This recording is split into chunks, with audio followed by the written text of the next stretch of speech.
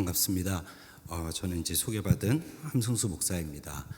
지금 이제 숭실대학교에 있고요. 또 저희 교단 신학교인 영남신학교에서 기독교 교육을 가르치고 있습니다. 본래 저는 이제 그 숭실대학교로 간지는 6년 정도가 됐고요. 교수로 간지는 그 전엔 영락교에서 부목사로 12년 정도 사역하다 지금 이제 교회 바깥에서 어떻게 하면 하나님께서 기뻐하시는 교육을 이룰 수 있을지 고민하고 있습니다. 언제나 말씀을 전하는 것은 영광스러운 일인 동시에 두려운 일인 것 같습니다. 기도하고 또 소망하는 것은 오늘 우리의 기도가 교회의 문턱을 넘어서고 또 사회 곳곳에 흘러갈 수 있는 또 하나님께서 주시는 도전의 시간이 되었으면 좋겠다, 이런 생각이 들었습니다. 오면서 그런 생각들을 했습니다. 제가 대학 시절에 이제 그때 막 함께 운동했던 몇 가지들이 있습니다. 부흥 운동이었죠. 그래서 이 땅의 황무함을 보소서 막 그 찬양을 하면서 대학생들이 부흥 운동을 펼쳤던 적이 있습니다. 제 기억으로 98년으로 기억하는데요. 그때 제가 이제 같이 예배팀으로 섬기면서 제가 지금 있는 숭실대학교 운동장에서 부흥 콘서트가 진행이 됐습니다. 수많은 청년들이 모여서 함께 기도하는데 저희가 오전부터 거기를 함께 준비하고 또 예배하려고 이렇게 준비를 하다가 문제가 하나 생겼습니다. 그거는 너무 햇볕이 뜨거웠던 겁니다. 너무 뜨거워갖고 이게 도무지 서 있을 수가 없다. 너무 힘들다. 근데 이제 그때 그 당시에 부흥팀을 이끌었던 그 리더가 온누리교회 분이셨는데 리더께서 그렇게 얘기하셨어요. 예배팀을 모아놓고 우리 함께 날씨를 위해서 기도하자, 그렇게 얘기하시더라고요. 대학생의 마음에 리더가 하자고 하니까 그래요, 같이 했죠. 또 이렇게 안 그러면 우리가 죽을 것 같으니까 이렇게 너무 뜨거워서 거기서 기도했던 기억이 있습니다. 근데 정말로 공교롭게도 제가 이제 예배가 시작되고 오후부터 예배가 시작됐을 때 저희 학교 대강당에 이렇게 구름이 싹 들이우는 것을 봤습니다. 두 가지 해석이 가능했을 것으로 생각합니다. 어떤 해석은 오늘 날씨가 좋네, 오늘 우리가 이렇게 모이기에 괜찮은 날씨다, 햇볕도 없고 좋네, 그렇게 아무렇지도 않게 일상으로 받아들이는 분들이 있었겠지만 그 똑같은 날씨를 보면서 하나님께서 우리와 함께 하신다, 하나님께서 우리의 기도를 듣고 계시다, 이것은 하나님 우리에게 주신 선물이다 라고 고백하는 사람들이 있었습니다. 차이는 한 가지입니다. 기도했느냐, 기도하지 않았느냐. 기도한다라는 것은 하나님의 눈으로 세상을 바라보는 시각을 갖는 것이다, 저는 그렇게 생각합니다. 그리고 기도한 사람은 하나님께서 어떤 일을 행하실 것인지 그 기대를 갖고 또 하나님께서 행하시는 일을 구체적으로 볼 수 있는 사람들이다 믿습니다. 소망하는 것은 오늘의 시간들이 우리가 마땅히 기도해야 될, 또 우리의 자녀와 이 나라와 특별히 공교육 안에서 우리가 마땅히 기도해야 될 기도 제목들을 보고 이 기도가 교회에 머무는 것이 아니라 사회 구석구석 흘러갈 수 있도록 우리의 마음이 모아지는, 그렇게 하나님께서 우리를 새롭게 해주시는 좋은 시간 되었으면 좋겠습니다. 또 제가 이렇게 낯을 굉장히 많이 가려서 이게 남자분들이 안 계셔서 제가 이렇게 시선을 어디다 둬야 될지 잘 모르겠습니다. 그냥 저 PPT를 보면서 말씀을 전하겠습니다. 제가 언제나 설교를 하거나 강의를 할 때 제 이제 학생들에게 그런 얘기를 합니다. 어떤 집에 있었는데요. 어떤 집에 이제 남편과 아내가 지내다가 아내가 남편을 막 깨웠습니다. 깨우면서 이런 얘기 하는 겁니다. 오늘 우리 대청소를 좀 하자. 그래서 남편이 이렇게 피곤했지만 그래, 오늘 우리 대청소 합시다 라고 얘기를 했고, 아내가 그간 하지 못했던 망치질을 남편에게 좀 부탁했습니다. 그래서 남편이 그러면 망치가 어디에 있는지 망치를 좀 가져달라, 이렇게 얘기를 했는데요. 갑자기 망치가 어디에 있는지 이 아내가 기억이 나질 않는 겁니다. 분명히 망치가 집에 어디 있는 것 같은데 그 망치가 기억이 나지 않는 겁니다.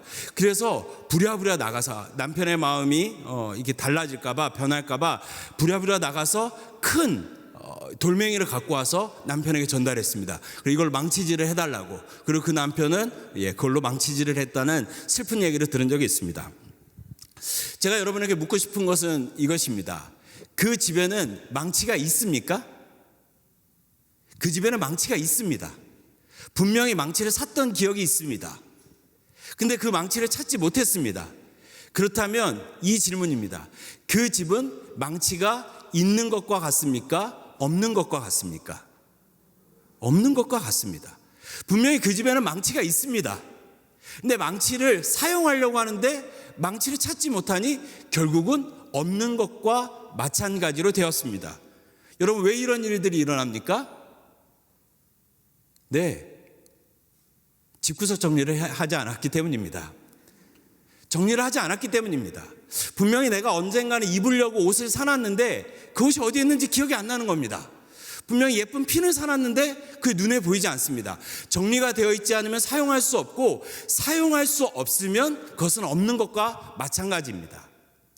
우리는 믿음이 무엇인지 끊임없이 정리해야 합니다. 기도가 무엇인지 정리해야 합니다. 정리되어 있지 않는 믿음은, 정리되어 있지 않는 기도는 막상 정말로 그 믿음이 작동해야 될 때 작동하지 않고, 작동하지 않는 믿음은 없는 믿음과 마찬가지입니다. 제가 영락교를 사역할 때 저희 사택이 신당동에 있었습니다. 신당동이 왜 신당동인지 아십니까? 귀신들이 모여있는 곳이라고 해서 신당동입니다. 떡볶이집이 많은 곳이 아닙니다. 그래서 점집이 굉장히 많습니다. 그리고 남산에 올라가면 점집들이 많습니다. 근데 그런 얘기를 많이 듣습니다. 많은 기독교인들이 점집을 간다는 것입니다. 이해할 수 있죠, 우리가. 그냥 두려우니까. 우리 아이의 미래가 어떻게 될지 두려우니까, 우리 아이의 대학이 어떻게 될지 두려우니까, 우리 아이의 취업이 어떻게 될지 두려우니까, 우리의 건강이 두려우니까 점집을 가는 것이겠죠. 하지만 우리가 생각해야 됩니다. 그럴 때, 우리 가운데 두려움이 생길 때 우리의 믿음이 작동해야 합니다.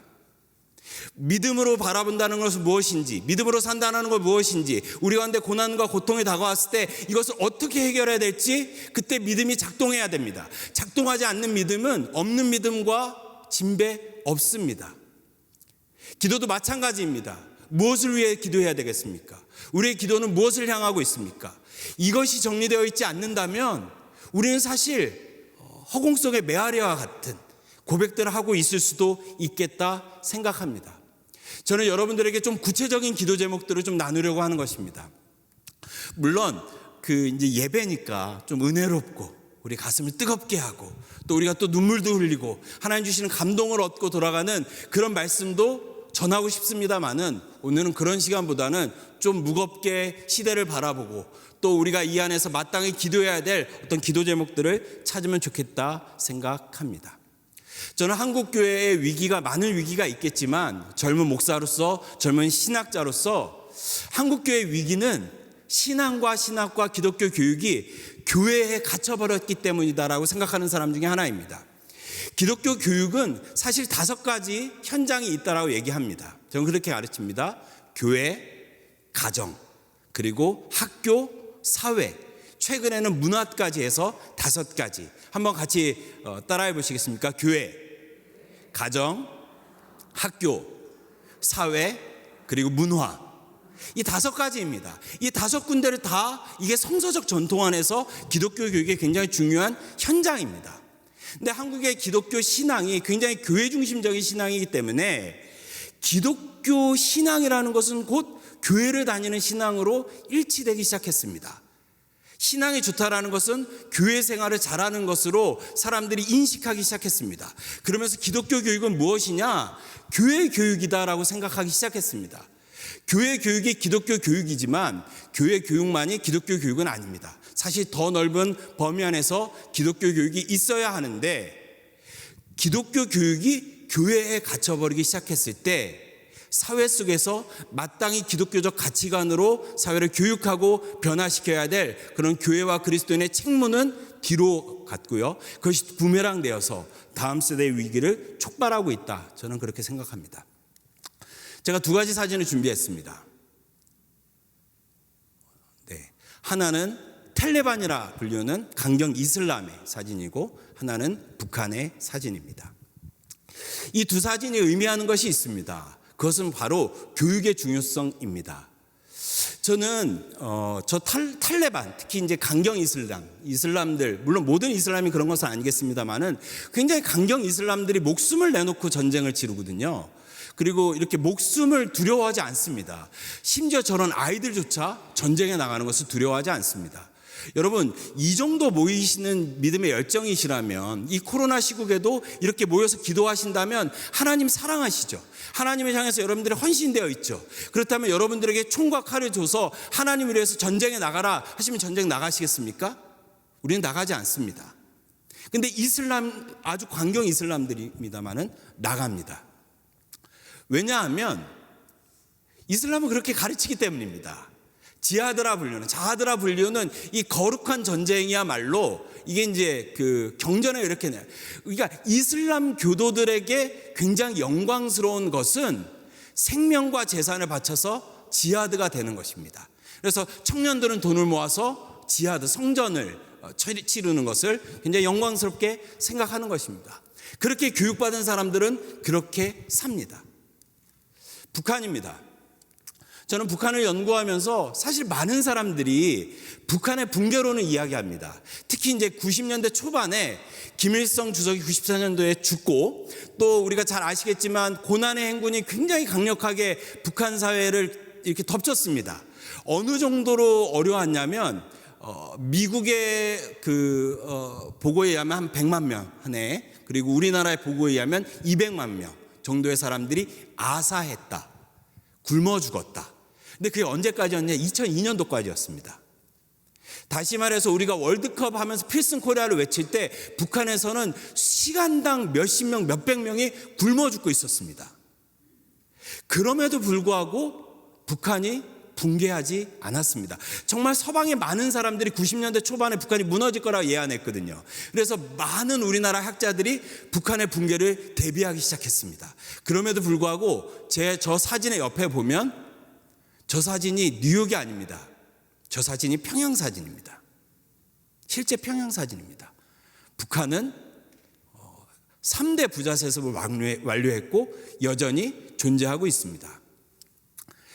우리나라에서 부산 아시안 게임을 할 때 굉장히 이슈가 됐던 뉴스가 있습니다. 비가 오는데 북한의 이 응원단들이 김일성, 김정은 이 현수막이 비에 젖는 것을 보면서 막 울면서 난리를 친, 이게 뉴스에 났었거든요. 혹시 기억하십니까?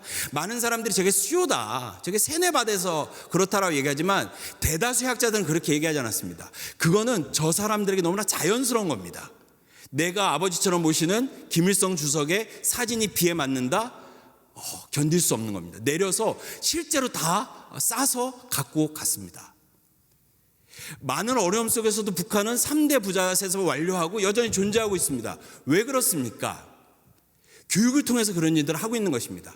우리는 교육을 자아실현의 도구로 생각합니다. 우리의 자녀에게 주신 하나님의 어떤 생득적 소질을 실현시키는, 교육, 가르치는 일로 생각하지만 교육은 사회를 유지시키고 존속시키고 재생산하는 철저한 정치적 행동이자 활동이자 사회적 활동의 산물이라는 것을 여러분들이 꼭 기억해야 됩니다.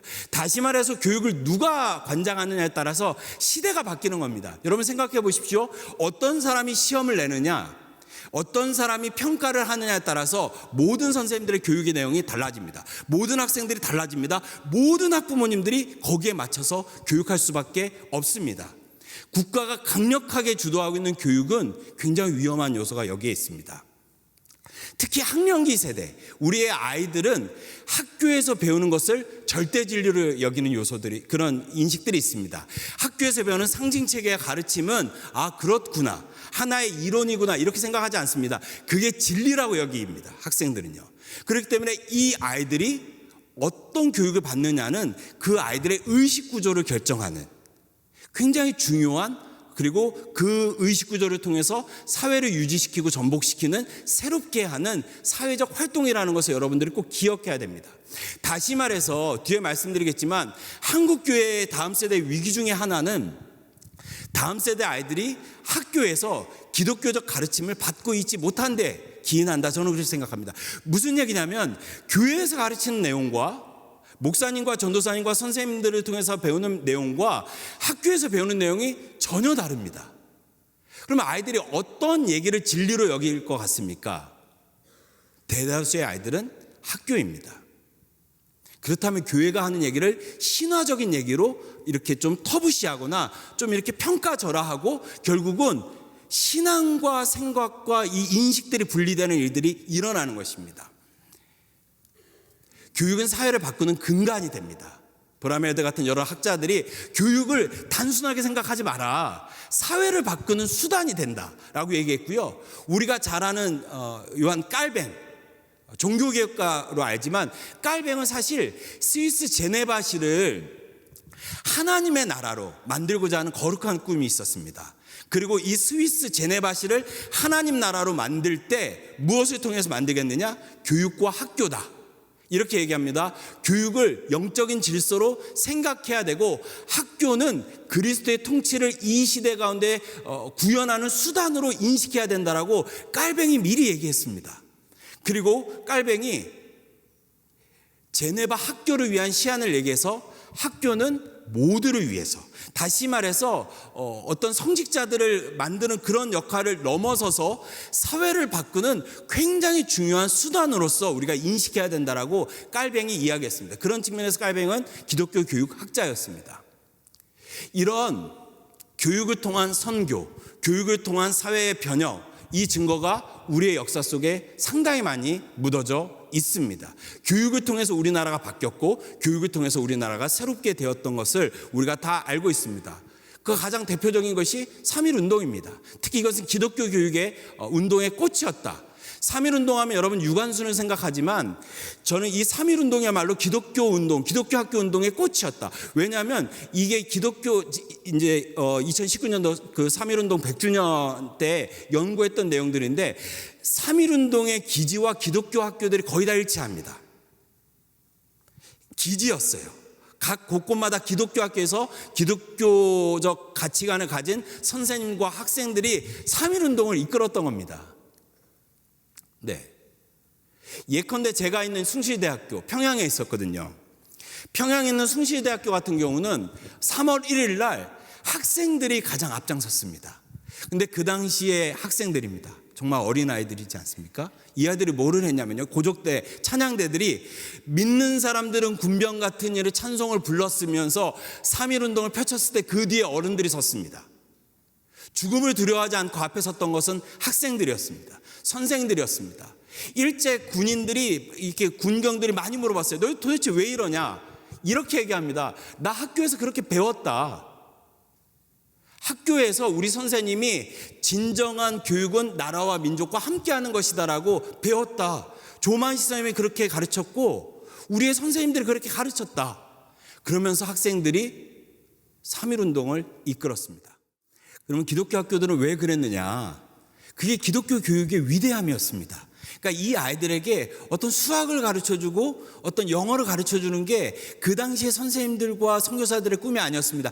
한국 교회의 꿈이 그게 아니었어요. 사회를 변혁시키는, 사회를 새롭게 하는, 민족의 역사를 책임지는 것이 기독교 교육의, 기독교 학교의 마땅한 책임이라고 생각했습니다. 교육을 통한 선교, 교육을 통한 사회 변혁의 증거가 우리 역사 속에 고스란히 묻어 있습니다. 일본이 우리나라보다 몇 세기 전에 선교사들이 갔음에도 불구하고 여전히 그렇게 기독교가 뿌리 내리지 못한 것은 저는 바로 이 교육의 차이가 있었다라고 생각합니다. 우리나라 기독교 학교의 역사가 그렇게 아주 위대했습니다. 1885년도에 최초로 왔던 언더우드 경신학당, 지금이 이제 연세대학교죠. 연세대학교를 세웠고 아펜젤러 배제고등학교와 배제대학교를 세웠습니다. 스크랜튼 선교사 이화학당을 세웠습니다. 물론 1884년도에 고종 황제가 선교사들이 들어올 때 교육과 의료를 허락했기 때문에 그분들의 선택지가 많지 않았지만 이분들은 기도하면서 학교를 세웠습니다. 선교사들이 배제학당을 세웠고 이제 고학당이랬던 언더우드 학당, 지금 이제 대학로에 있죠. 이 학교를 세우면서 사회를 바꿨습니다. 그 당시에 세웠던 전국의 학교들이 뭐 잘 안 보이시겠지만 많았다라는 것을 얘기하는 겁니다. 어느 정도로 많았냐? 국가가 만든 학교보다 이북 지역에 세워진 학교들이 한 6배, 7배 많았습니다. 기독교가 세운 학교가, 이북 지역에 세운 기독교 학교가 국가가 세운 모든 학교보다 더 많았습니다. 왜 이렇게까지 했느냐? 그것이 우리가 사회를 바꾸는 굉장히 중요한 수단으로 책임으로 생각했게 됩니다. 그런 기독교 학교의 역사가 여전히 우리 가운데 있습니다. 우리나라의 교육의 굉장히 중요한 특징은 사립학교가 아주 많다라는 것입니다. OECD 평균으로 한 20% 정도 우리나라가 사립학교가 많습니다. OECD 국가를 기준으로 했을 때 많게는 한 20배, 30배 정도 우리나라가 사립학교가 많은 나라입니다. 그러니까 사립학교를 빼고 우리나라의 공교육 체계를 이야기할 수가 없습니다. 왜냐하면요, 초등학교를 보시면 공립학교가 많은 게 보이시죠?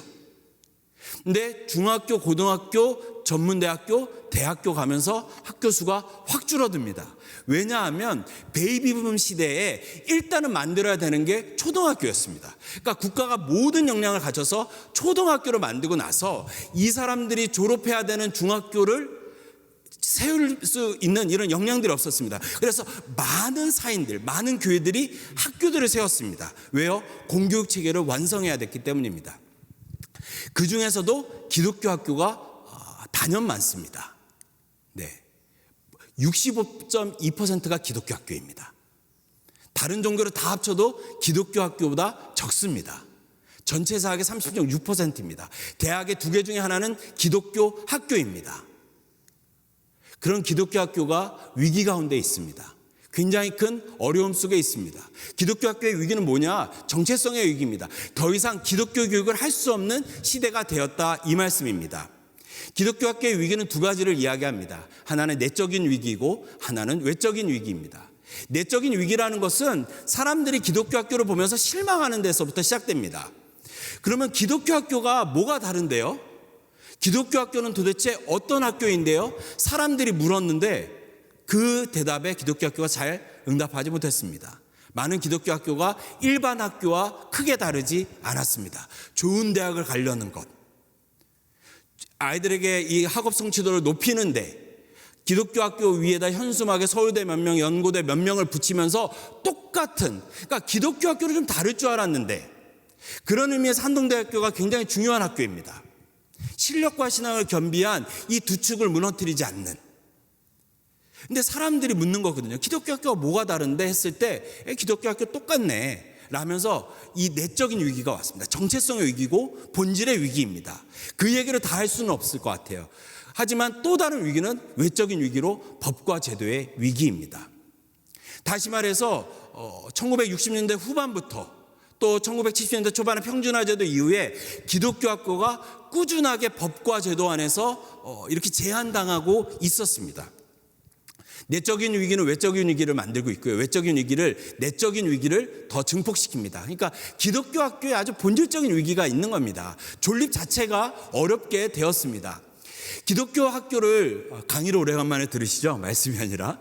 기독교 학교가, 사립학교가 그 기독교적 권하기념을 구현했을 땐 5가지 정도가 이렇게 보장되어야 된다고 이야기합니다. 하나는 교육과정 편성권입니다. 다시 말해서 기독교 학교는 기독교 교육을 할 수 있어야 된다. 학생을 선발할 수 있어야 됩니다. 나는 기독교 교육을 받겠습니다 하는 학생들을 뽑아야 되고, 교원 임용권입니다. 이 학교의 권하기념에 동의하며 나는 기독교적 가치관에 따라서 이 아이를 가르치겠습니다 하는 선생님을 뽑을 수 있어야 합니다. 등록금을 책정할 수 있고 그 재정을 그렇게 기독교 교육에 쓸 수 있는 등록금의 책정권이 있어야 되고, 마지막은 이 거버넌스, 그러니까 사학 법인들, 이 학교를 어떻게 운영할지에 대한 그 자율적인 권한이 있어야 합니다만은 이것들이 다 법과 제도 안에서 제한됐습니다. 2004년도에 대강학원, 제가 또 대강학원 출신입니다만은 이 채플 강희석군 사건 이후에 모든 초, 중, 고 대학은 제외입니다만은 채플과 기독교 교육이 제한되기 시작했습니다. 여러분, 지금 기독교 학교에서 성경을 가르치는 것 같죠? 채플을 드리는 것 같죠? 그렇지 않습니다. 불법입니다. 몰래 드리는 겁니다. 대학을 제외한 위법이고 불법입니다. 끊임없이 이단들이 학교를 향해서 소송합니다. 교육청과 당국이 다른 대안이 없기 때문에 그걸 눈 감아주고 있는 것이지, 모든 학교들이 이미 채플과 기독교 교육은 법적으로 금지되어 있습니다. 17대 국회 사립학교법이 개정되면서 그때 이사회에 이제는 국가가 이사를 파송하기 시작했습니다. 교육과정을 편성하면서 성경 수업을 없앴습니다. 도덕교과서에 있었던 기독교 인재들을 다 뺐습니다. 그러면서 이제는 종교학, 다시 말해서 불교, 이슬람 이런 것들을 다 같이 가르쳐야 되는 교육과정으로 개편되었습니다. 학생인권조례가 만들어졌고 동성애 관련된 기독교 대학의 제재들이 이루어지기 시작했습니다. 교사 임용에 있어서 2020년도에는 여러 기독교 학교들이 기독교인을 뽑았다는 이유로 교육청으로부터 제재를 받고 있습니다. 그리고 작년 21대 국회에서 사립학교법을 재개정했는데요. 61%. 새로운 사립학교법을 만들면서 기독교 학교를 상당히 옥죄었습니다. 다시 말해서 교육과정 편성권이 이미 없어졌고요. 다시 말해서 기독교 학교에서 기독교육을 할 수 없고요. 학생을 선발할 수 없습니다. 왜냐하면 여러분들의 자녀들이 뺑뺑이로 강제 배정받고 있기 때문입니다. 내가 내 신념과 내 가치관에 따라서 이 아이를 이 학교에 보내고 싶다. 우리나라는 허용하지 않습니다. 우리나라는 국가가 보내는 학교만 갈 수 있습니다. 대학을 제외하고는요. 등록금을 책정할 수 없게 되었습니다. 국가는 무조건 학교는 무조건 국가가 주는 돈으로만 학교를 운영해야 합니다. 그리고 사학법인 구성권도 이미 사립학교법을 통해서 다 제한되어 있습니다. 마지막 남았던 것이 교원 임용권입니다. 그것이 이번 21대 국회에서 제한하였습니다. 45개 정도의 사립학교법이 개정이 되었습니다. 전체 법의 61%, 3분의 2 새로운 사립학교법을 만들었는데요. 그 내용을 다 말씀드릴 수는 없지만 중요한 것은 기독교 학교를 포함한 사립학교들을 육성하고 진흥시키는 내용을 찾을 수 없다는 것입니다. 찾아보면 있겠죠? 없습니다. 사립학교들을 제한하고 공공성을 이유로 사립학교를 제한하는 인사권과 자율성을 규제하는 사립학교법으로 이번에 정부 여당이 강력하게 추진하였습니다. 많은 내용들이 있었지만 세 가지 쟁점이 있었습니다. 개방이사 정원의 2분의 1을 증원하겠다. 다시 말해서 그 학교의 이사회를 이제 국가가 두 명 중에 한 명은 국가가 뽑겠다는 것입니다. 이게 왜 문제가 됩니까? 정관을 바꿀 수 있습니다. 이사장을 바꿀 수 있습니다. 한동대학교 이사장님이 지금 이재원 목사님인데요. 개방이사들이 바꿀 수 있는 겁니다. 그렇게 바뀐 학교가 신성학교입니다. 평북 선천에서 폐교를 불사하면서 기독교 학교로서의 자존심을 지켰던 안양의 신성학교가 지금 원불교 학교로 바뀌었습니다. 네. 총장과 학교회장의 임용권을 제한했습니다. 2명 중에 1명만 뽑으라는 겁니다. 그리고 교원 임용 강제 위탁합니다. 선생님을 뽑을 때 국가가 보내주는 사람 안에서만 뽑으라고 이번에 법이 바뀌었습니다. 첫 번째와 두 번째는 이 세 번째까지도 사실 이재원 목사님과 우리가 국회의원도 많이 만나고 성명서도 발표하고 여러 가지 얘기하면서 첫 번째와 두 번째는 보류시켜놨습니다. 폐기되지는 않고. 근데 세 번째 가장 우리가 심각하다고 생각하는 교원 임용이 강제 위탁 법안이 지난 8월 31일 날 새벽에 정부 여당이 새벽에 당신들끼리 통과시켰습니다. 무슨 일들이 일어났냐? 이제 기독교 학교에서 교사를 뽑을 수 없게 된 겁니다.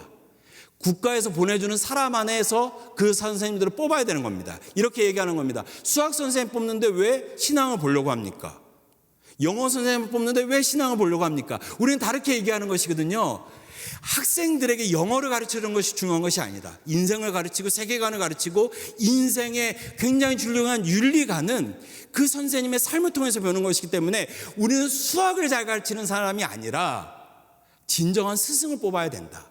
이 법이 통과되면 어떻게 되냐? 우리가 건학이념에 따라서 교원을 임용할 수 없을 뿐만 아니라 국가가 보내준 사람의 비종교인, 반종교인, 이단들이 있을 때 우리는 그 사람들을 임용하지 않을 권리가 없습니다. 무조건 뽑아야 합니다. 왜냐하면 차별금지법이 종교적 이유로 고용에 있어서 차별을 두면 안 되거든요. 그리고 이 사람을 뽑지 않은 이유를 다 공개해야 합니다. 그러니까 종교적 이유로 이 사람들을 안 뽑는다 불가능한 것입니다. 인사권과 자율성이 심각하게 훼손되었습니다. 여지가 없습니다. 마지막 남은 존립 기반이 없어졌습니다. 저희는 그렇게 선언한 겁니다. 이제 이 땅에 기독교 학교가 존립할 수 있겠느냐? 그런 위기의식 속에서 우리는 이 굉장히 본질적이고 치명적인 위기, 한국 교회가 수많은 기독교 학교를 세워서 기독교 학교를 통해서 사회를 변혁시켰던 위대한 역사가 있음에도 불구하고 이제 기독교 교육은 교회 교육으로 축소시키고 학교의 공교육 현장에서 우리가 어떠한 일이 일어나는지를 관심을 두지 않았을 때 전국에 세워진 468개 기독교 학교에 본질적이고 치명적인 위기가 닥쳐왔습니다. 한국 사회에서 기독교 학교가 지속 가능할 것인가 라는 문제 제기를 하는 것입니다. 기독교 학교에는 사립학교의 위기고 이것은 곧 한국 교회의 교육의 위기입니다. 왜냐하면 우리나라 공교육 체계는 사립학교가 지금 지탱하고 있고 사립학교는 기독교 학교입니다. 다시 말해서 사립학교 제도 자체를 국가가 인정하지 않는 분위기로 갑니다. 마지막 남았던 자사고도 지금 교육감들이 다 없앴죠. 무조건 국가가 해주는 교육 안에서만 교육을 하라는 겁니다. 그런 나라가 두 나라 있습니다. 중국과 북한입니다. 저는 이 자유민주 이 대한민국 안에서 이 과도한 국가주의 교육이 일어나고 있는 것에 대해서 사실 굉장히 우려합니다. 여러분들의 자녀를 보낼 수 있는 학교가 없습니다. 국가가 보내주는 것만 가야 되고요. 국가가 보내주는 교사만 임용해야 될 것이고 국가가 보내주는 교과서만 써야 합니다. 아무 문제 없이 우리가 이 부분들을 등한시하고 있었던 겁니다. 법은 지속성과 경로 의존성을 갖고 있습니다. 다시 말해서 그 법이 잘못됐더라도 한 번 그 경로를 타기 시작하면 다른 법들을 계속 만들어냅니다. 그 대표적인 얘가 차별금지법입니다. 차별금지법이 통과가 되면 다른 법들을 손질해야 되기 때문에 그 법에 맞춰서 법들이 다 바뀌고 그 법이 한 번 지속되면 계속 지속됩니다. 참 어렵다라는 생각이 있었습니다. 왜냐하면 사립학교 하면 여러분들이 생각나는 단어가 뭡니까? 비리입니다. 기독교 하면 사람들이 어떤 인식을 하느냐? 배타성을 생각합니다. 기독교 사립학교는 무엇입니까? 배타적인 비리 집단으로 사람들이 생각합니다. 어떤 얘기를 해도 사회 여론 안에서 받아주질 않습니다. 저희가 기독교 학교 운동을 펼치며 수많은 기자들에게 여러 가지 기자회견을 해도 늘 내용들은 굉장히 부정적인 제목들을 합니다. 보수 개신교계 정부와 대립하다. 저는 기독교 학교를 바라보면서 우리의 자녀들의 미래를 바라보면서 상당히 굉장히 절망합니다. 과연 기독교 학교가 존립할 수 있겠는가? 이 나라의 교육이 어떻게 됐겠는가? 했을 때 저는 이 말씀, 사울이 바울되는 이 말씀을 통해 희망과 소망을 얻습니다. 사도행전은 사울이 바울되는 이 시점에 두 가지 단어를 대비시킵니다. 하나는 여전이라는 단어고 하나는 호련이라는 부사입니다. 사울은 여전히 위협과 살기가 등등하였다라고 얘기합니다. 여전히에 초점을 맞추고 있는 한 사울은 아무런 소망이 없는 사람입니다. 아무런 희망이 없는 사람입니다. 굉장히 위험하고 그냥 절망적인, 언제나 기독교를 박해하고 기독교를 어렵게 하는 존재입니다. 하지만 하늘로부터 빛이 호련히 그에게 임하였을 때 사울이 바울되었다라고 성경은 이야기합니다. 기독교 학교와 교육을 바라보며 또 이 사회를 보면서 우리는 여전이라는 위협과 살기를 사실 눈여겨볼 때가 많이 있습니다. 그러면 사실 소망이 없습니다. 우리가 무엇을 할 수 있겠는가? 우리가 무엇을 해야 하는가? 할 수 있겠는가? 하는 절망적인 마음들이 듭니다. 하지만 우리는 여전히 호련히의 은혜를 구하는 사람들입니다. 기도하는 사람들은 하나님께서 역사 가운데 하나님의 방식대로 일하심을 믿는 사람들입니다. 그리고 그때가 준비되었을 때 호련히 하나님께서 은혜의 빛을 비춰주실 것을 믿고 그때를 준비하는 것이 우리의 마땅한 신앙적 책무라 저는 믿습니다. 복음의 전달자로서 이 시대를 변화시켜야 될 우리의 그리스도인의 사명으로서 공적인 사명을 힘있게 감당할 새로운 힘을 얻게 될 것이다 생각합니다. 사학법인 미션 네트워크는 그렇게 만들어졌습니다. 그렇게 우리 목사님들을 찾아뵙고 기독교 학교의 어려움들을 이야기했고 이것을 그저 내버려둬서는 안 된다. 학교 차원에서 해결할 수 없으니 한국교회가 나서주면 좋겠다. 이재용 목사님께서 목사님들을 모으시고 또 함께 이 마음을 나눠주시고 전국에 있는 기독교 학교들이 모이기 시작했습니다. 사학법인 미션 네트워크가 만들어졌습니다. 작은 단체입니다. 직원도 없고 재정도 굉장히 열악합니다. 하지만 제가 10년이 넘게 이 기독교 학교 운동을 정말 보수받지 않고 일했거든요. 그렇게 해야 할 수밖에 없는 이유는 기독교 학교가 존재해야 합니다. 우리의 자녀들도 학교의 현장에서 기독교적 교육을 받을 수 있어야 합니다. 그 일을 누군가는 해야 되기 때문에 그리고 저는 그런 작은 기도들이 모여서 이제 새로운 운동을 시작하게 하셨다 하나님께 그렇게 생각합니다. 이재용 목사님을 만장일치로 초대 이사장으로 모시고 아주 존경하는 목사님들, 오륜교회 김은호 목사님, 또 영락교회 김은성 목사님, 여러 목사님들이 모이셔갖고 그럼 우리가 기독교 학교를 위해서 함께 힘을 모으자 하셨습니다. 그 영상까지 보고 아마 그 예배 때 보셨을 텐데 예전에 한번 마지막 보고 이제 기도 제목을 좀 나누도록 하겠습니다.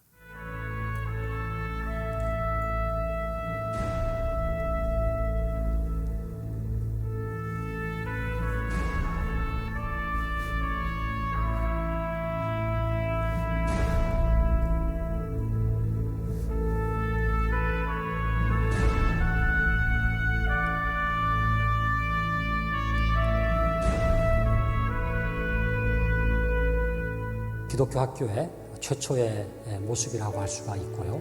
특별히 1887년 이후부터는 한 교회가 한 학교를 세우자 해서 수많은 기독교 학교들이 세워져서 당시에 항일운동과 또 구국운동 그리고 민족교육의 이제 본산이 되었습니다.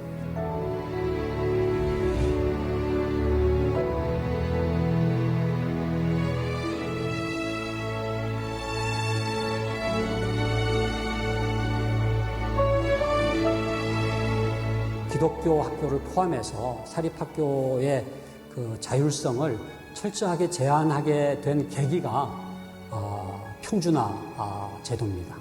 학생 인권조례라든지 또 최근에는 차별금지법이라든지 또 뭐 자사고 폐지라든지 계속해서 제도가 변하면서 법이 만들어지면서 예배는 공식적으로 이야기도 못하고 비공식적인 예배로 드리고 있고 성경 수업은 거의 사라지고 종교 수업으로 대체되고 있습니다.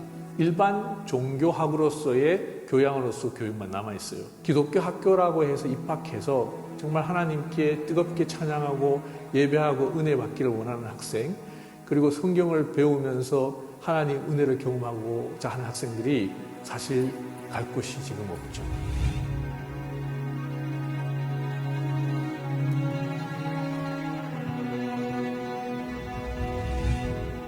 비종교인, 반종교인, 심지어 이단들이 기독교 학교의 교사로 임용되는 것을 막을 길이 없어지게 됩니다. 사실 기독교 학교는 기독교사거든요. 아니, 우리 친구들 항상 이렇게 공부하는 가운데 소망 잃지 않고 열심히 공부할 수 있게 도와주시고 정말 믿는 크리스찬 교사들이 들어와서 그 믿음으로 건학이념을 구현해서 기독교 교육을 해야 되는 게 기독교 학교인데 이제는 신앙 있는 교사들을 뽑을 수가 없게 되는 겁니다.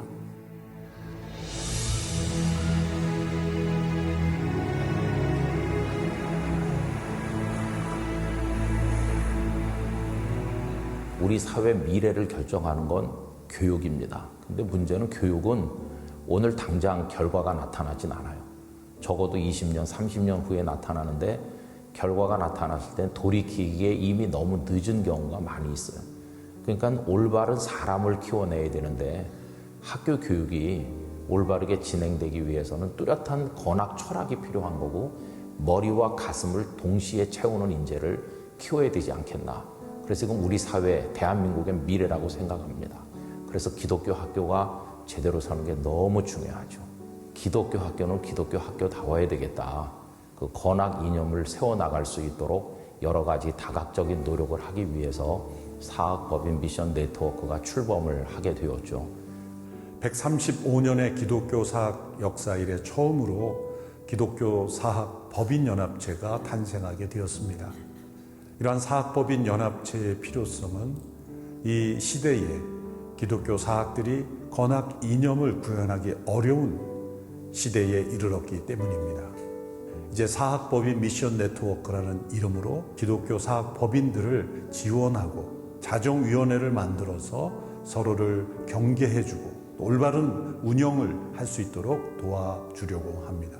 자율성을 다시 회복하기 위해서는 책임 있는 운영, 효과적인 교육, 소금과 빛으로 인정받는 모습이 있어야 할 것입니다. 사학법인 미션 네트워크가 이 사명을 감당하는 일에 기독교 학교들을 지원하고 돕는 귀한 밑거름이 되도록 하겠습니다. 이 일에 함께 성도들의 동참과 기도를 부탁드립니다.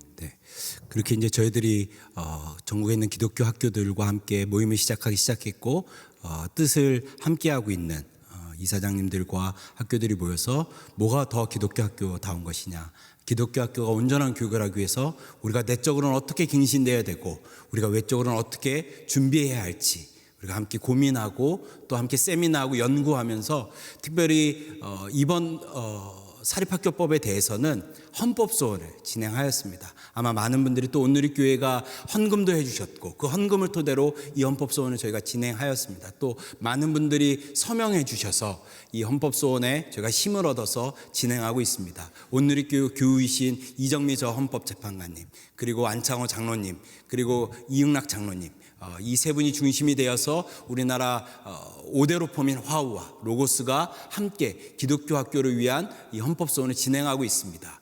헌법소원이 지난 3월 20일 제출되었습니다. 한국교회와 기독교가 제기하는 최초의 헌법소원입니다. 법과 제도 안에서는 우리가 정확하게 묻고 어떤 것이 보다 좋은 것인지, 또 보다 어떤 것이 헌법의 정신에 맞는 것인지 우리가 철저하게 함께 논쟁하고 따지자, 이렇게 나아가고 있습니다. 공동청구인으로 43개 학교 법인과 122개 학교, 학생들만 하면 10만 명이 넘는 학생들입니다. 교원들의 361명과 학부모와 학생들, 상당히 많은 분들이 온누리교회 교우들이십니다. 한 3일 만에 8,000명이 넘어서 저희들이 일단은 스탑을 했고 10,000명 정도 되는 공동청구인단을 모집해서 지난 3월 21일 저희들이 헌법소원을 진행하였습니다. 이 헌법소원을 통해서 기독교 학교의 법과 제도를 바꿔나가는 중요한 역할들을 해나가는 동시에 기독교 학교가 더 새로워질 수 있도록 자정위원회를 만들어서 김신전 대법관님, 또 존경하는 이수영 목사님, 저 세문안교회 6대 담임 목사님이셨던 우리 교계 어른이시죠, 이수영 목사님, 전재중 변호사님, 허정료 교수님, 여러 김영식 대표 같은 굉장히 기독교 학교를 향해서 아픈 얘기를 해주셨던 어른들이 모이셔서, 그러면 기독교 학교는 법과 제도보다 더 높은 윤리 강령을 세우겠다 라고 말씀하셨고, 그것을 지키면서 빛과 소금의 역할을 감당하겠다. 우리의 권리를 얘기하기 전에 우리의 의무를 먼저 얘기하자 해서 이 자정위원회를 저희들이 발족하였습니다. 기독교 학교의 희망의 씨앗을 저희들은 호련히 임하시는 하나님의 은혜의 빛 안에서 심고자 하는 것입니다. 여러분, 기도해 주십시오.